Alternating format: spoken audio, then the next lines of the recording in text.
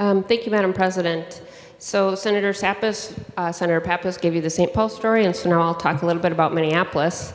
So Minneapolis enacted its ordinance, a safe and sick time ordinance, in 2016. So this started as a discussion in 2015 with the City Council. The City Council and the Mayor formed a working families agenda, and in the late fall of 2015, they put a partnership together that looked at a whole bunch of initiatives, including safe and sick time and a bunch of other stuff that didn't move forward. They formed a task force, and this task force met a dozen times over 4 months, and they hosted 14 public listening sessions throughout the city to discuss these, what they're looking at doing. This group did their finding and recommendations, and they presented them to the council, and again, a public meeting on March 16, 2016. The ordinance was adopted in May 2016, and it was to go in effect in July 2017. The ordinance literally requires that employees accrue sick and safe time at 1 hour per 30 hours worked to be compensated while using safe and sick time at normal rates of pay.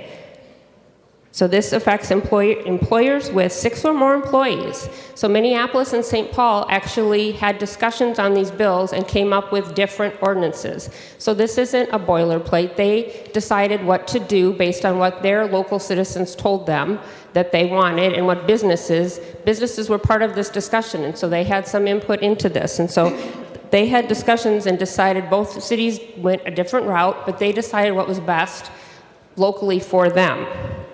So then there was a lawsuit filed in October 2016. The judge ruled in January that parts of the ordinance could continue and that parts should still be discussed in court. And so he issued a temporary injunction to block, the judge issued a temporary injunction to block Minneapolis from forcing companies based outside the city to comply with some of these rules.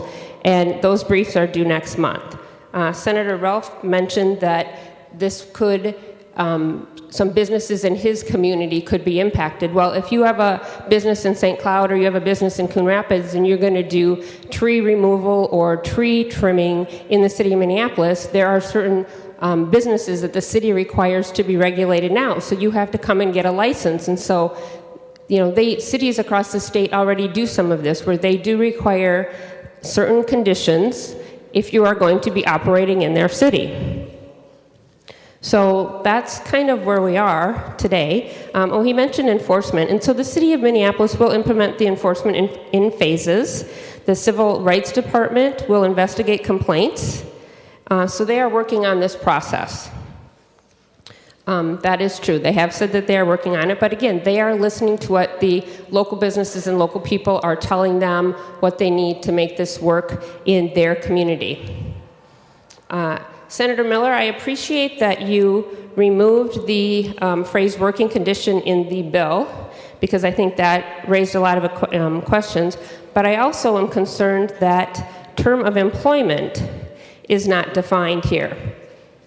So Minneapolis has an ordinance requiring that on-sale licenses who hire off-duty Minneapolis police officers sign an agreement in consideration of granting that license, indemnifying the city, and an insurance policy with workers' compensation coverage is offered to the off-duty officer while they are working at that on-sale, basically liquor store or entertainment venue.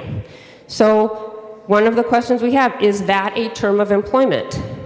Because the ordinance places a condition on the public or on the private industry saying, if you are going to hire this off-duty officer, you need to offer these conditions, or it's a condition, you have to offer these benefits. We have a Super Bowl coming here to Minneapolis in 2018. So based on this ordinance, can Minneapolis enter into agreement with the NFL, the Super Bowl committee, or any other entity to provide off-duty police officer support? If they were to do the ordinance they currently have, they would want some conditions put around that to indemnify the city and to provide, again, probably workers' comp for that police officer. So could they do an ordinance or enter into an agreement to do this? The current ordinance they have on the for the police officer off-duty work has been amended. It was most recently amended in 2013, but is amended several times throughout the years. Sometimes that takes place when there is a new contract with the police union and the police officers, so then they go and update it. So when they update this, because the current ordinance requiring the workers' comp coverage is in place right now, and it was enacted in 2013, so it shouldn't be impacted by this new law. But if the city were to go and amend this, because they have several times, then is it null and void? Or can they amend it? So then what happens? What does a city do? Because terms of employment are not defined. So I did look that up. I did a search, and term of employment is found 4 times in Minnesota statutes, but it is not defined. So, what do we tell our local communities on what that means?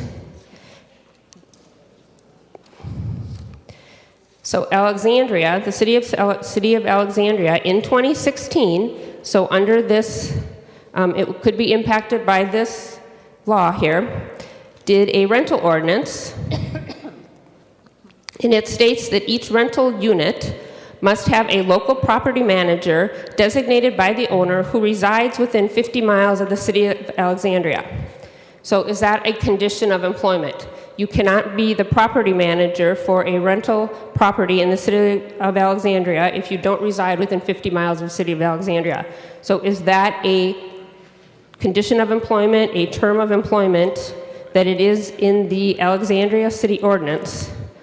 So, what are they supposed to do? Now, this ordinance has a severability clause, and so it doesn't, potentially the entire ordinance is not null and void, but, can they make this requirement? This is probably for safety, and so if something happens to that apartment complex or rental property, they want somebody that's nearby that can address it. They don't want to deal with somebody down in Florida. So, what does the city of Alexandria do? The Minneapolis enacted a TNC, a Transportation Network Company ordinance in 2015. So this is again where the local communities in Minneapolis, we saw a need of where people were wanting to use Uber and Lyft, and so the city decided, all right, we need to kind of look at what they're doing. It's a public safety issue. We need to know who is coming into our city and driving people around. They have a taxi cab ordinance that required background checks and other things before you could become a taxi driver or a taxi company. So Minneapolis enacted this ordinance in 2014.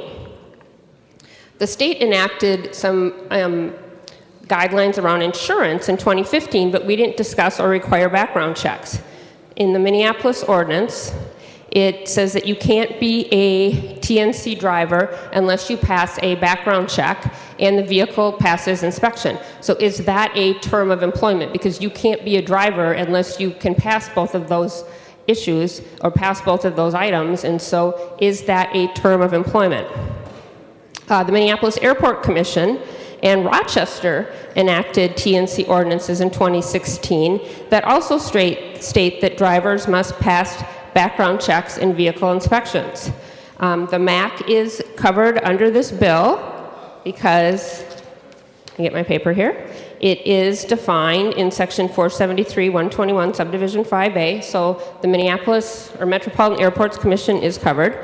And then the city of Rochester, as part of their local ordinance, just decided. There was a lot of discussion about this in the past year. Newspaper stories mentioned it. There's a lot of discussion. They heard a lot of petitions. They got a lot of petitions supporting allowing TNCs. Uber responded, and so they came in. So late in 2016, both of those set up ordinances, and both of those have those conditions, and they are conditions of employment in an ordinance, and so what happens to those? This is a public safety issue. The reason that there are background checks required, and it literally says you can't have a felony in X number of years, you can't be a registered sex offender, you can't have so many DWIs, you can't have controlled substances or be on controlled substances. So this is a public safety issue. So what do we tell these communities when they are trying to regulate public safety and improve public safety in their communities? What do we tell them? The MAC also updated their taxi ordinance, in 2017, and Rochester did the same, and those also have conditions that to be a taxi driver, you have to pass a background check and have your vehicle inspected and have the vehicle inspection. And so, again, does that taxi license, which is those conditions are put on there for public safety, is that an employment condition? And is that a term of employment in paragraph D? Because they need to know. We need to provide them some guidance of what this means so that they can address these situations. Because does this, if these are terms of employment and they can't regulate public safety and say who can be driving people around, then does this leave the MAC and Rochester without TNCs or taxi drivers? And so I appreciate that you removed the working conditions, because I do think that helps give them some guidance and it tightens it up a bit. But I think there still are a lot of questions, and I think there are still some clarifications that need to be done to provide guidance to our local government. And so I would appreciate a no vote and ask for no on this bill. Thank you.